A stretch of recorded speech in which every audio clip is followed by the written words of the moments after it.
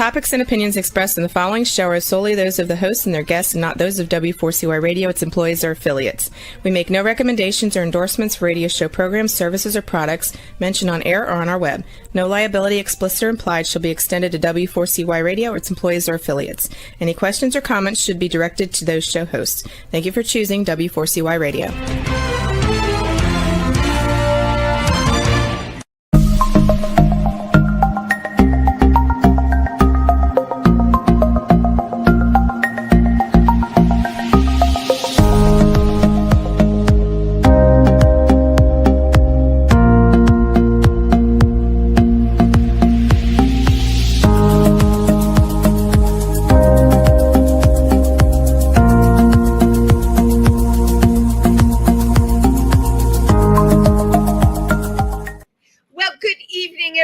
And welcome to Triversity Talk. I am your host on this Weeping Wednesday because I am broadcasting from New York City where it's pouring rain. I am Wendy Stewart. We're under a flood alert here. Oh my God. Thank you all for tuning in. Now, I need to apologize a little bit for my background. I am having my apartment painted, something I haven't done in 25 years. So my normal studio that I broadcast from is right now under plaster, paint, and just about anything else you can think of. So I have put this makeshift piece of white cardboard behind me and what is supposed to be a reenactment of a rainbow flag. You know what? I'm doing the best I can here. That's all I can say. But you're not going to judge me, are you? No, you're not. So Triversity, as you know, is located in Milford, Pennsylvania. We're Triversity, the Pride Center. And we've got a lot of things coming up. So many, I'm going to have to read them from my phone. How about that? This Friday night, please join us at Cafe Ren to hear the wonderful music of the fabulous young Sammy Isabella, who is going off to college. She's so brilliantly talented. Cafe Ren is at 611 Broad Street in Milford. And we also have coming up a new event for Triversity. Oh, by the way, the one for Sammy Isabella is a fundraiser, so come and support us.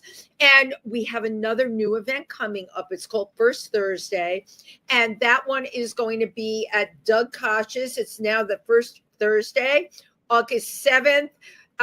Doug lives in an amazing historical building, a Dutch Reform church that's the residence, and we're having a social gathering that's Thursday, August 7th, and that will be, let me see here, at 6 p.m. and the address there is 898 Route 209, Dingman's Ferry. But you know what? You can always Google it, and you can always go to the Triversity website or our Triversity page on Facebook.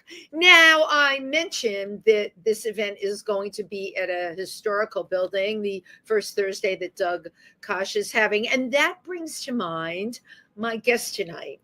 Well, my guest tonight is an author with an incredible new book out set in a historical setting. Our guest tonight is a comedian, a drag queen, an award-winning author, and has 4 books out.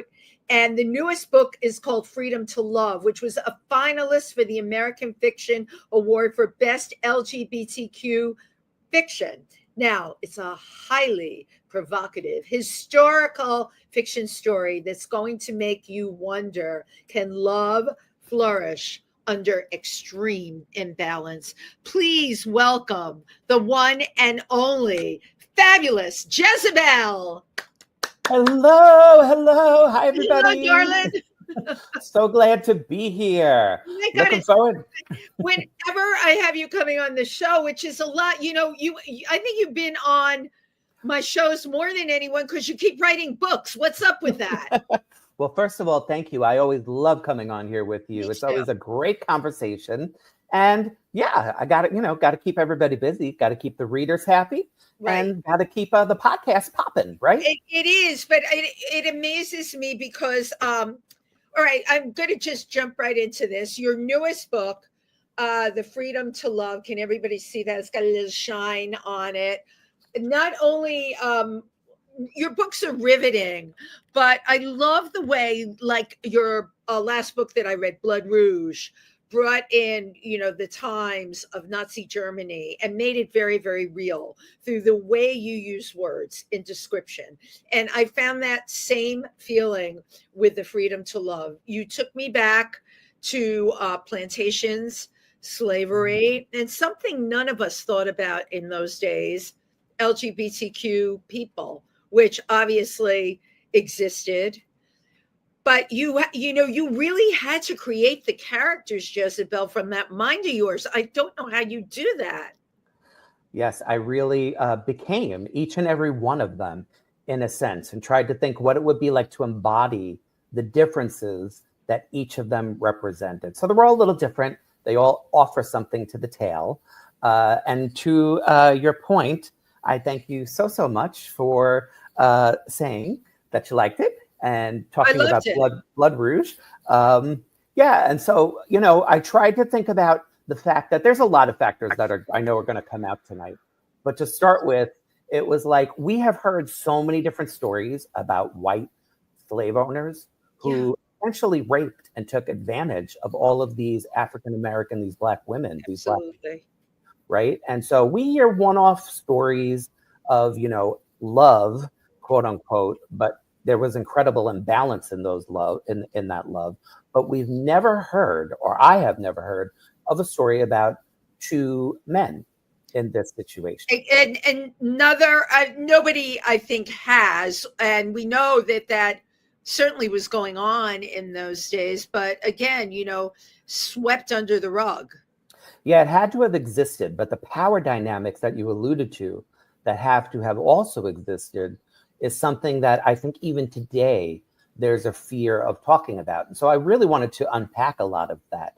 And just to give you kind of heads up, it was like the whole idea was initially born out of the fact that I've been with my partner, my husband, for 16 years. He happens to be an African-American man. And I thought about, what if we had gotten together? Because we always think, what if I was alive back then? Right. And it was like, what if we had gotten together or had love or felt feelings back then? We would have been facing insurmountable odds and such an uneven power dynamic that Absolutely. Could our love have survived? And that's really where it came out of. Or both of you killed. I mean, you know what? It brings to mind the whole life and death thing in modern cultures in parts of the world, certainly in the Arabic countries, where people are killed for that love. 100%. And look, people were being killed in that time just for the color of their skin. Absolutely. Nevertheless, who they loved and who they were sleeping with or anything else related to that. So yeah, that's really where it came out of, just sort of unpacking this big question that led to a whole bunch of other questions and then just lots of layers. Well, I find myself when I read your book asking how you were able to get so incredibly descriptive in both the actions and the characters, to the point where it was a little, the violence in it was a bit much for me. I had to put it down because it makes you, the reader, paint the picture, right? Which obviously that's what you wanted them to do, but it was so hurtful what was happening. And it's so real. And even though this is a historical novel, I found myself knowing that this went on. And I think that's what made me so uncomfortable. Yes. I mean, we're 140-ish years later, but the reality is it was brutal. And we cannot be afraid to talk about that. We can't sweep that under the rug like we like to do for a lot of our history, because that feels nice. It feels good, right? But you know what? We sanitize our history. That's what we do. But not only sanitize it, I can refer to what was going on in Florida, right?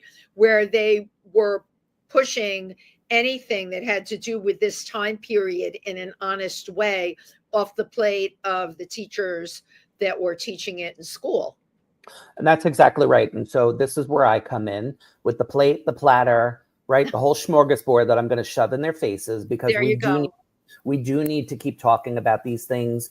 There are a lot of dynamics in this book that have to be discussed. I mean, first of all, I'm a white drag queen writing a story about racial history and racial tensions, right? And so, just that alone is enough to bring some sort of spotlight onto this situation I think we still need to unpack and consider in our great American history that lives on today, racism that is born out of our ultimate sin, right? As people call it, the original sin of the United States. It's got to do with the original sin. But what I find interesting about what you write about is you do it as a white drag queen. And that's a different perspective, coming at it from a different perspective, because you're really coming at it from the outside, and it's almost objective in many ways. You certainly do your homework, your historical homework. I wanted to point out for people that are listening, Freedom to Love, and I'm holding it up again, the language in it was very much how people spoke in those days. And as a speaker of English, I don't know if I am, I'm from the Bronx, but as my first language is English, I had to go back and read those sentences over again so that I didn't lose anything from the characters, because the words that you choose are so important to every character. Well, thank you very much. I really wanted to embody and be descriptive in a different way with each character. So they're sort of set apart, right? Yeah. Each one of them really has their own voice and their own experiences. And so I wanted, warms my heart that you say that, because I wanted each one of them to have life breathed into them. So how did you prep for this? How did you do research? It was as if you were writing something for the stage and you had to write the dialogue. How does one learn to do that? Well, there are multiple parts to it, right? So anything you're doing in a book that's historical, you need to do some research. Get out there and see the time that you're looking at specifically, the location, what was the vernacular, what was the lay of the land, what do people eat and drink, right? So there's that kind of research.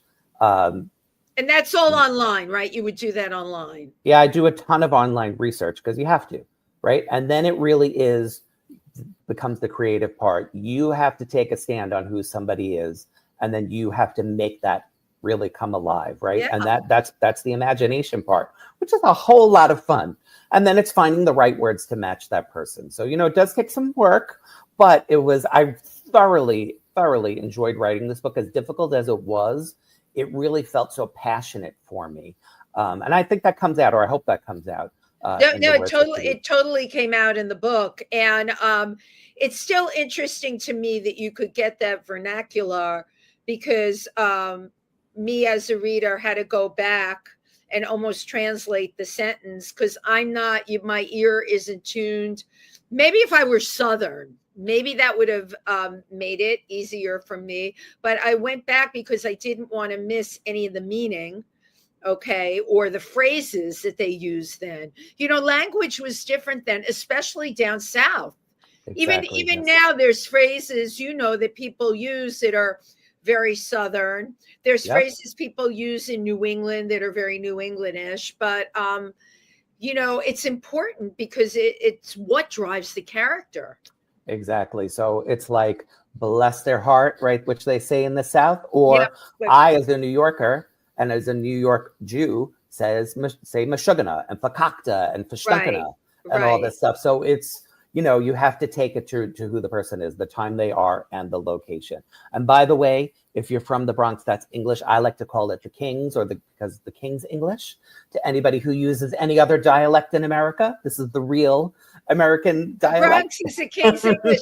And I'm from around Kingsbridge Road, so there you go. Thank you, Jezebel, for embellishing me. Long Island, New York City, Jersey, this is really the crux of. It is. It certainly is. So when you were writing the book, in terms of your research, there's a lot of violence, because there's a lot of violence that existed during that time. Did you read about this, or it was things that you knew? Did you use, I wanted to ask you this, and you're a writer, do you incorporate ChatGPT now into not your writing, but I use it for knowledge. I've picked up things that Google won't give me. I'd love to know your process. Yeah, I don't really use ChatGPT at all, because for a lot of reasons, which we could have a whole conversation on today. We could. That's another show. We'll have you back. Yeah. but it's not, it's not just Google. There's lots of other ways to find out information. And then you carry with you a lifetime of learning and experiences too. So it's not like I am a complete novice to ever hearing about any of this. So you add on to some of what you know, and then you, of course, you do the research. I have to be honest, though, a lot of what was in your book, the closest I came to knowing about it was in that film, 10 Years a Slave. That was extremely descriptive and showed how slaves were treated very realistically at that time period. Everything I learned in school was just the real sugar-coated stuff, that slavery was bad, and nobody ever went into detail as to why it was bad.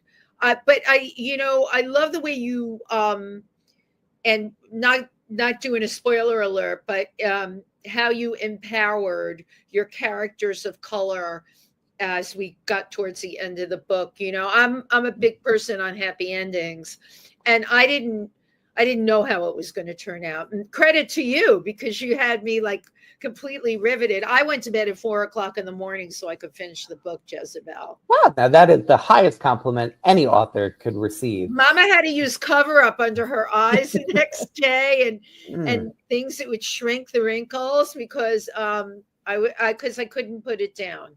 Well, as you can see, I never use makeup, so I wouldn't understand anything about that. I have always admired your natural look, Jessica. Thank you. I have to say. So what's the response been to the book out there? So a couple things. To your first point, how the characters end up, there is a thread of something I tried to put in there that's a little different, and that is really thinking, because this does take place in a certain slice of time, but I really wanted to make sure that there was some slice of modernity to it, though very narrow. And that's really about this idea of choices that comes up in the book. And it's really, what choice or choices does anyone have when all of their choices have been taken away from them? Right. So do you want to kind of just kind of highlight that and hope that rises to the surface as someone checks out and reads this book. To your other point, what has the response been? So when the book came out, which wasn't that long ago, it debuted right behind the Oprah Book Club book. That I remember that was brilliant timing. Yes, that made me quite happy. There have been, I think it's gotten a fairly good response because it's not an uncontroversial topic. So just to kind of touch on that for a second, I just want to make sure to get to this, that it could be quite, jarring to think that, again, that a white person, not of color, wrote a book dealing with African-American Black slavery in this country. So I wanted to make sure that I was not operating in a total vacuum. And so I made it a point to have the most fabulous African-American editor. Very important to get her eyes. That was very smart. On this book. And then I had African-American gay sensitivity reader as well, to make sure that I could get some perspective from somebody who would be represented in the book. And then I had a bunch of people check it out. And the response before it even went out was incredibly overwhelmingly positive, because for me, this is really about intention, and it's about opening up a dialogue and a conversation. And so the response that I've gotten has been very strongly. I went there. I went to a place, it's taboo, but I went to a place that very, very few people, I think, would probably have, so I've been told, that would have maybe the audacity, I don't know, to go there. But I think there's an important reason to do that, and conversations to unpack and explore. But I also feel historical novels with LGBTQ plus characters are starting to trend. I've had other authors on the show. Patrick Fields, certainly, I think he's on his 5th book. Same thing, and weaving in the Lenape Indians into his story. So what are we learning here? We're learning, if we don't get out here and tell these stories and do it with a novel, I think it's a brilliant idea to do it with a novel, that these characters will not be brought to light. 100%. If you look at historical novels, just traditionally, They're not talking about any gay relationships in it. And we A know hun- that they all happened. Yes, 100%. And that's why Freedom to Love is the second book of a 4-book collection called the Presence Collection. Yes. Presence Collection, yes. And it's historical fiction, 4 standalone novels. They're unrelated other than the fact that they have LGBTQIA plus main characters in settings where our existence has been minimized or overlooked. And want to make sure to get everybody in there because book 1 was gender fluid. Book 2, Freedom to Love, is gay, homosexual. Book 3 will be bisexual and pansexual. And book 4 will be intersex. So it is important. There was a real void in this area to me. Oh my God, there definitely is. Yeah, and there are fabulous human beings who have lived since the dawn of time that are part of our community. And we need to be talking about them because currently what's happening is there's an effort to erase us. And you cannot erase. We've been here just like the earth has been here since the beginning of time. We will be here when till the stars fade. We've existed from the beginning. We will exist to the end, no matter what they try to do. And the more we're out there talking about ourselves and demonstrating our existence, number one, it shows our presence. But number 2, it gives space and opportunity to saves lives. And especially of our up and coming generation who, we're losing funding for things like suicide hotlines. And you never know. We lost it already. Yeah, right. Anything that's going to come is going to be in the private sector, organizations that have the money to continue that. But that's absolutely horrific. But then that brings me to the point. I am the optimist. I'm going to tell you what I say to everyone else because people get really down about this. We just have to hang on.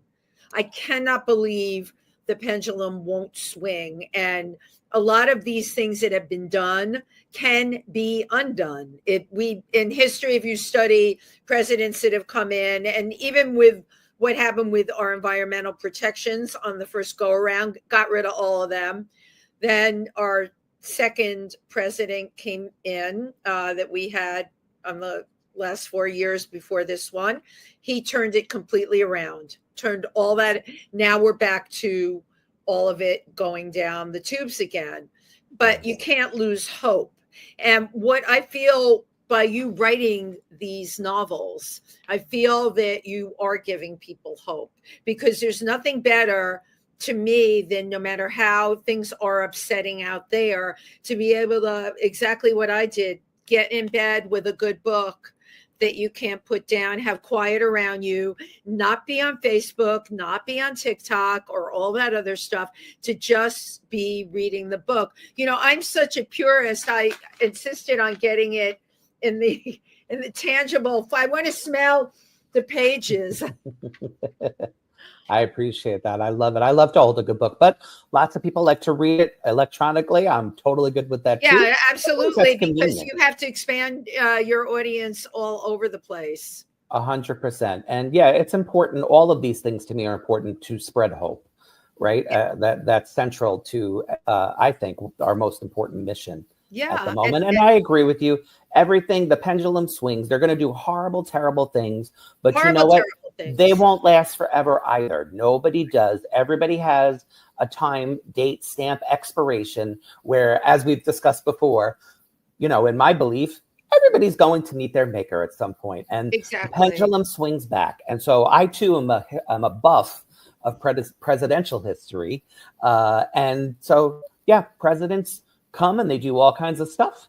Administrations come and do stuff, and they change because time marches on.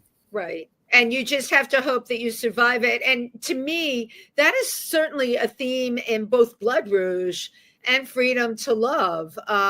If you can just make it to the other side, if you can just get through it.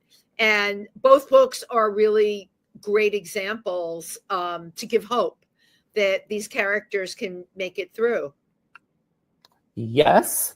Noting, though, for those who might have checked out Blood Rouge, that it does have a mixed heavy ending. It does.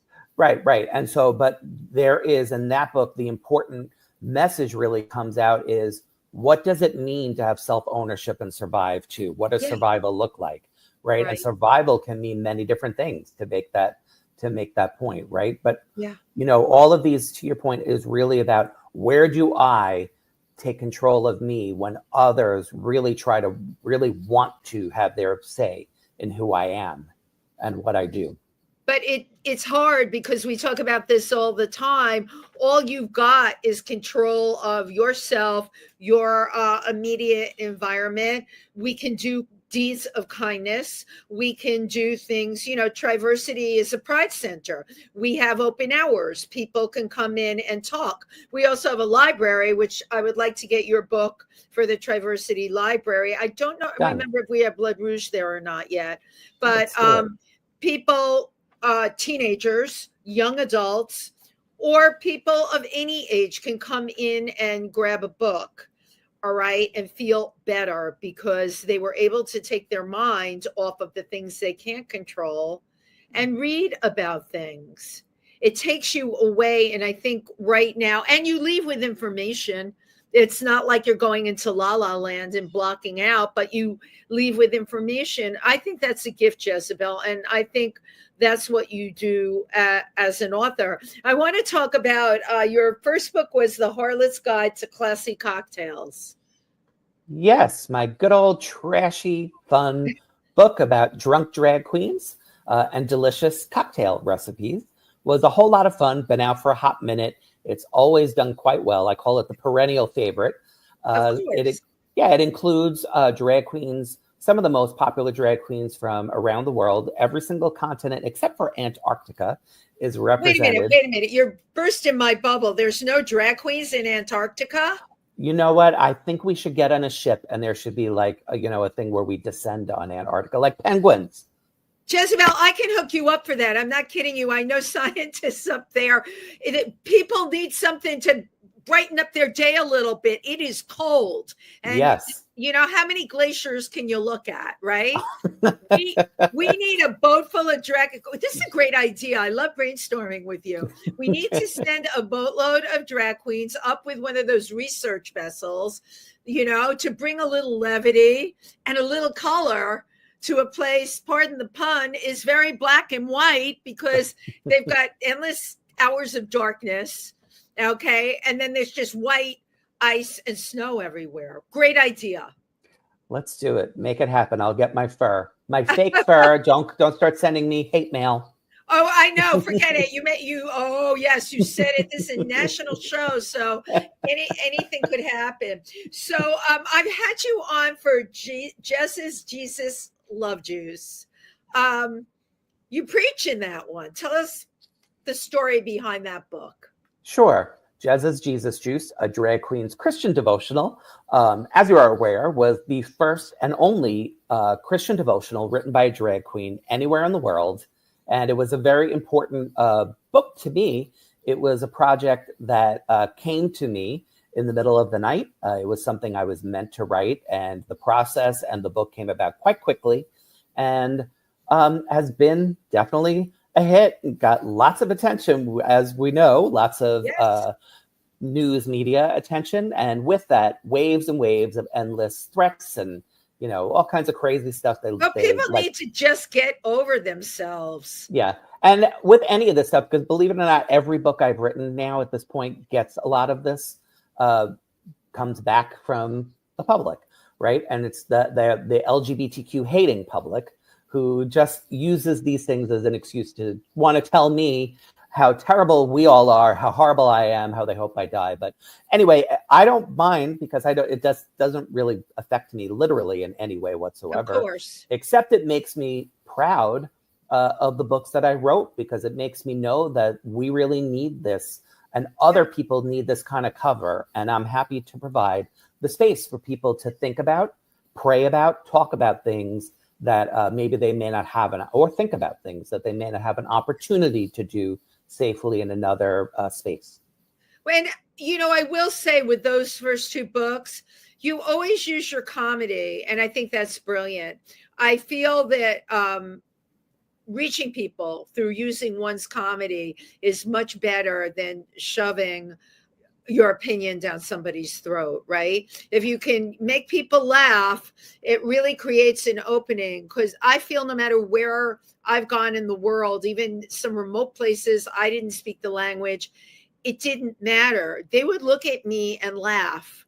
When I was with the Mercy people with the clay plates in their lips, because we went up there to make a film about that in the Omo Valley in Ethiopia, it didn't matter what I did. Those women just sat there and laughed at me. And then I realized they were laughing with me because I would laugh back. And the next thing, they started flipping the plates out of their mouth.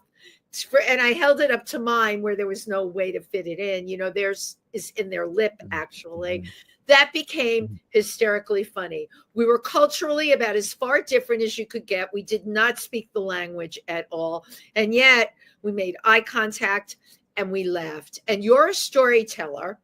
And in these first two books, they're very comedic. They're light. And I think to be able to bring that to people is really important. It saddens me that people have written things to you like threatening and fire and brimstone and all of that. They really need to get over it. It's whatever. No, it usually doesn't end. It comes in waves, but I don't, again. You don't care, right? They have literally zero power over me in this life or the next, right? I know who I am and I know who my creator is. And so they have no power over me. So let's talk about who you are. How did Jezebel get born?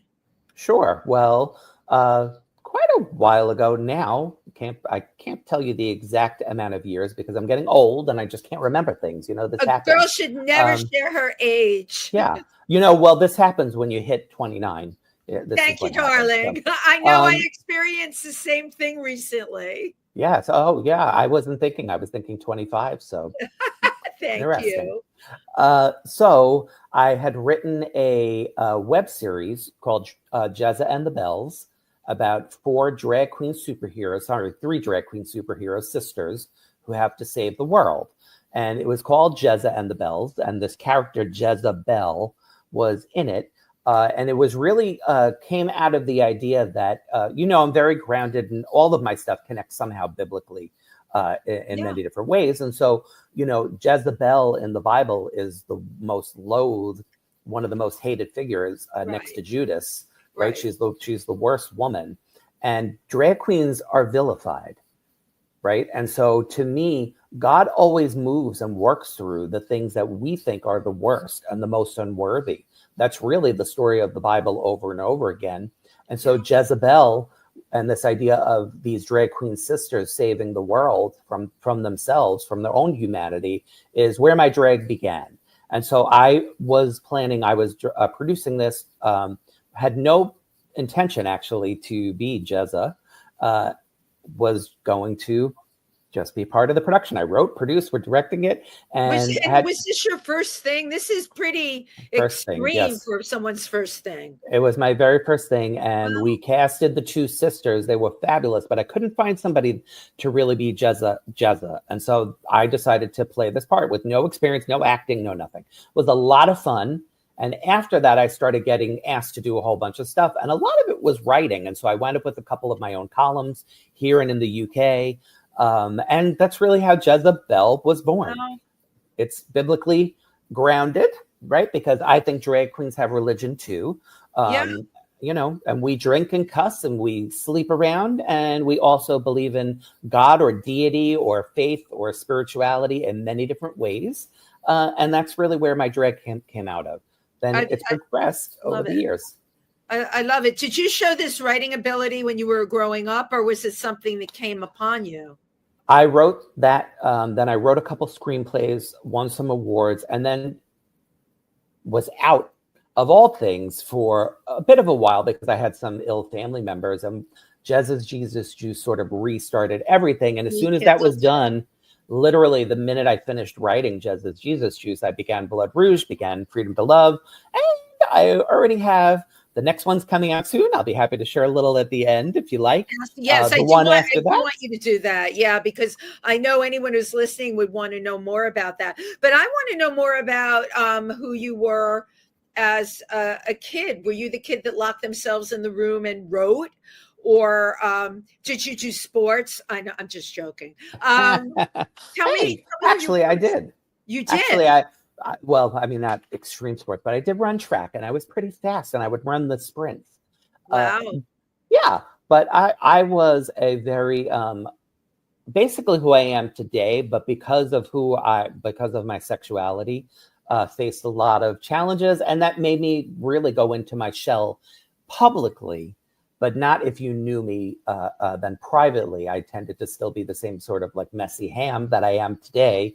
And it wasn't until I got older that I just sort of stopped giving a flying flip about anything and everything, and just really became myself. And I came into drag later in life, and Jeza really changed a lot for me. I found a voice. And so when I started my writing, for example, I would have people respond, producers, publishers, agents, and it's amazing, because you know how hard it is. That's so incredible.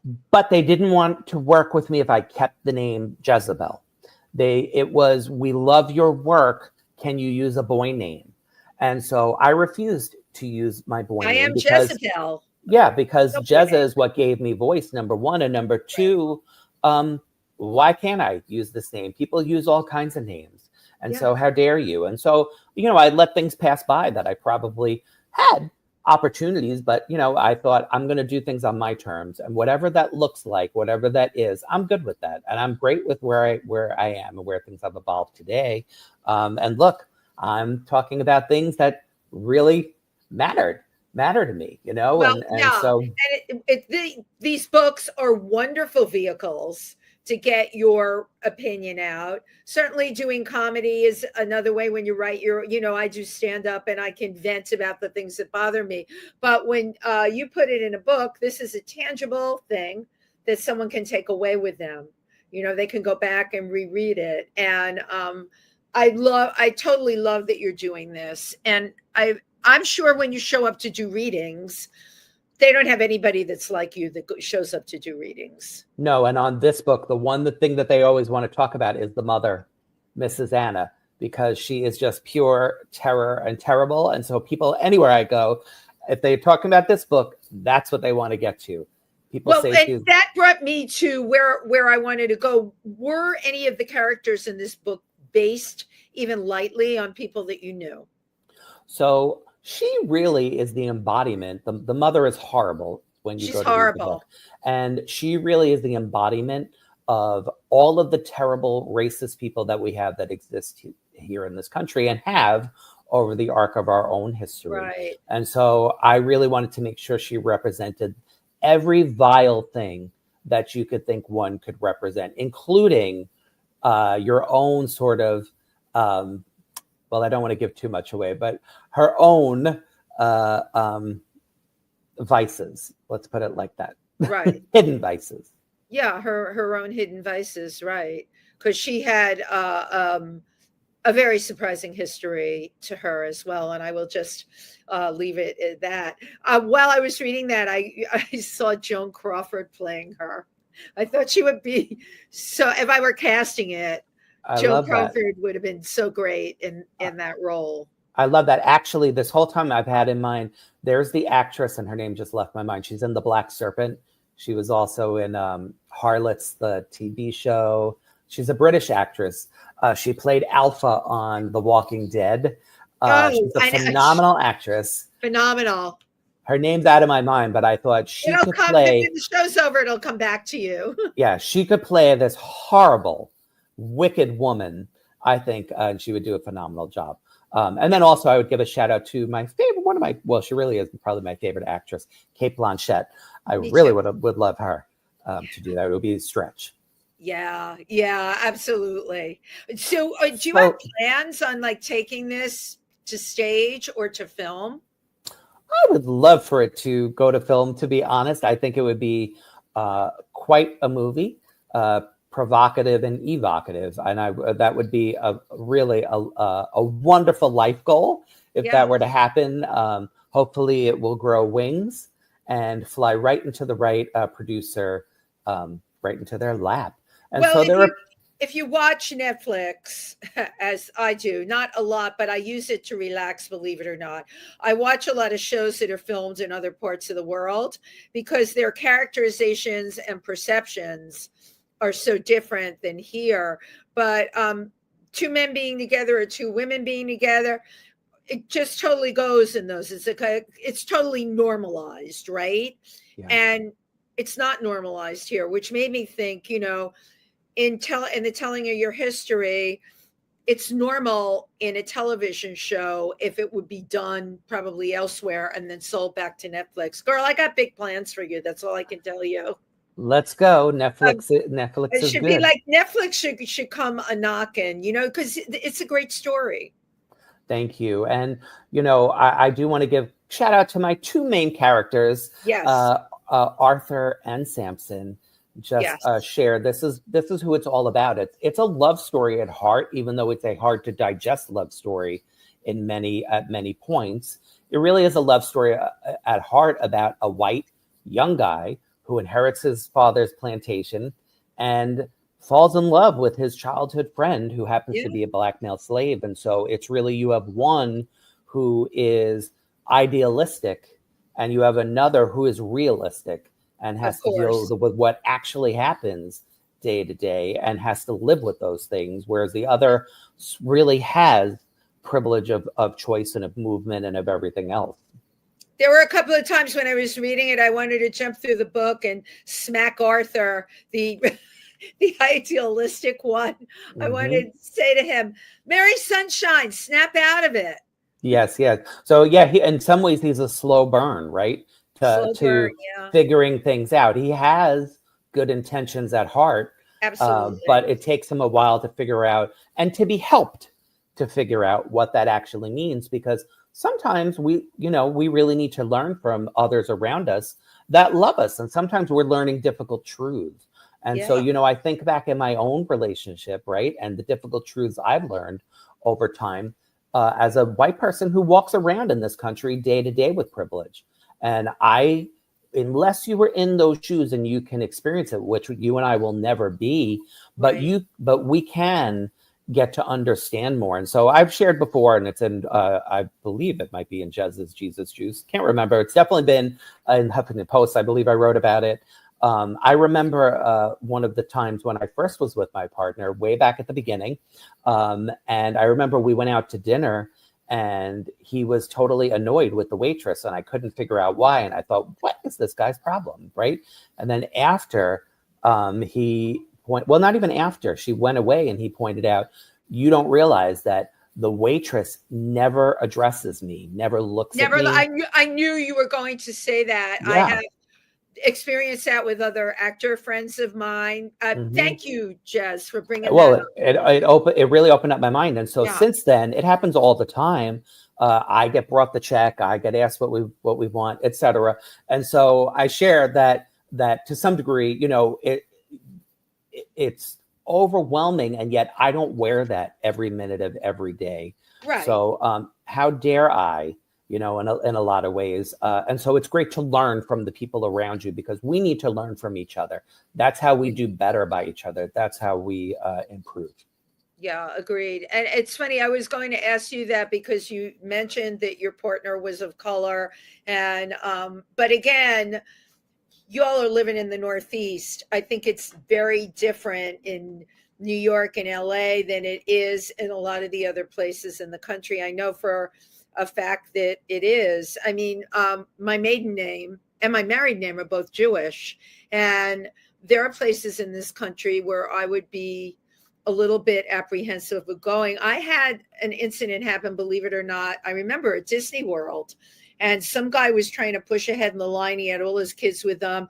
And I said, sir, there's a line. You need to, and he could have picked up my New York accent, but he actually said, it's one of them Jews.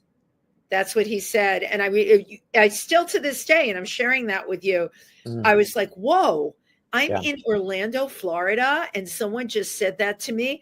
I remember feeling so enraged and I didn't know what to do.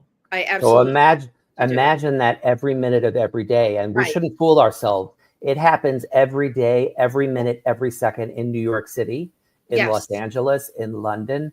And I've bared witness to it in a different way now than I would have before. But we don't wear that every second.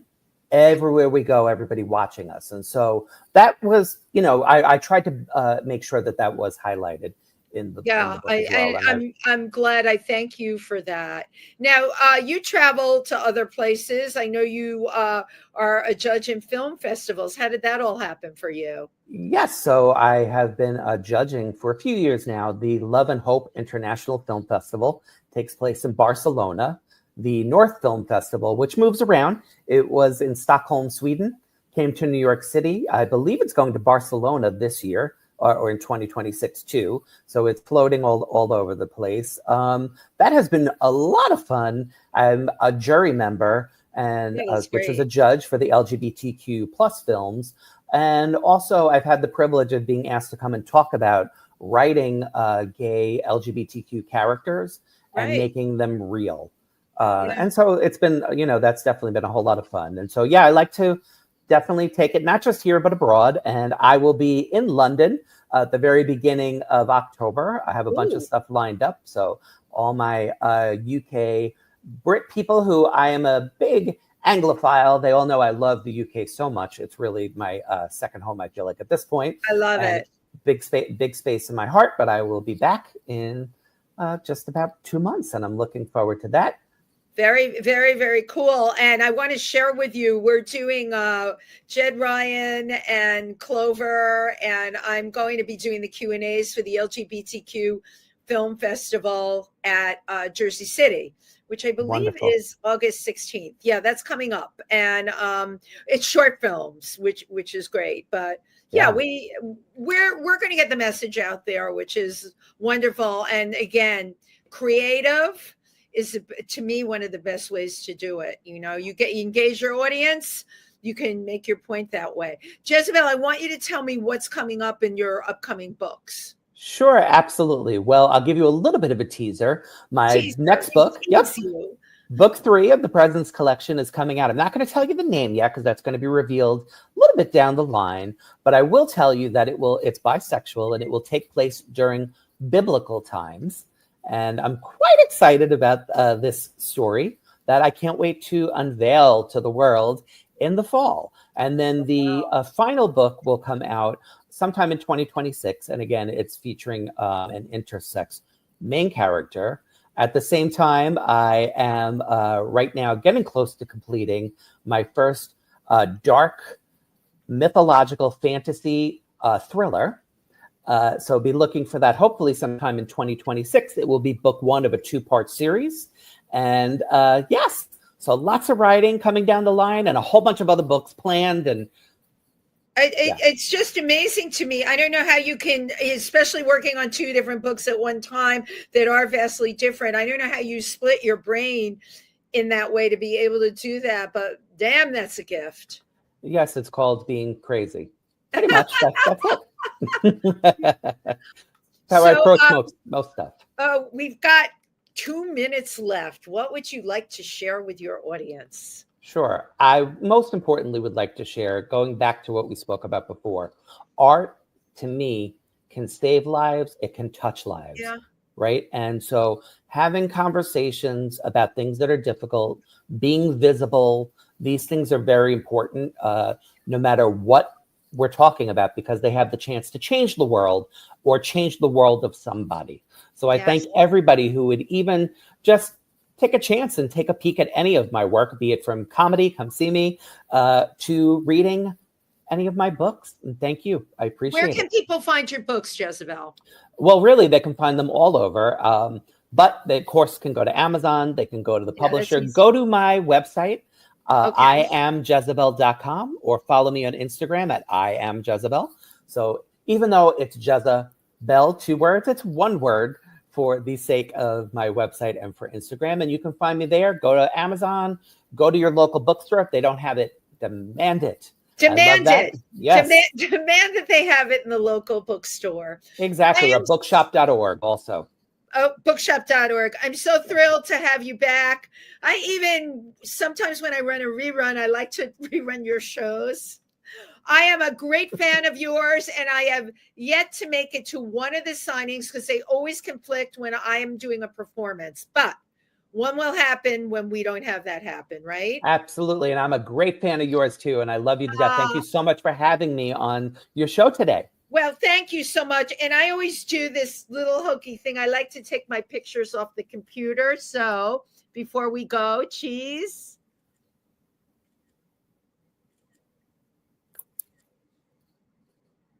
Love it.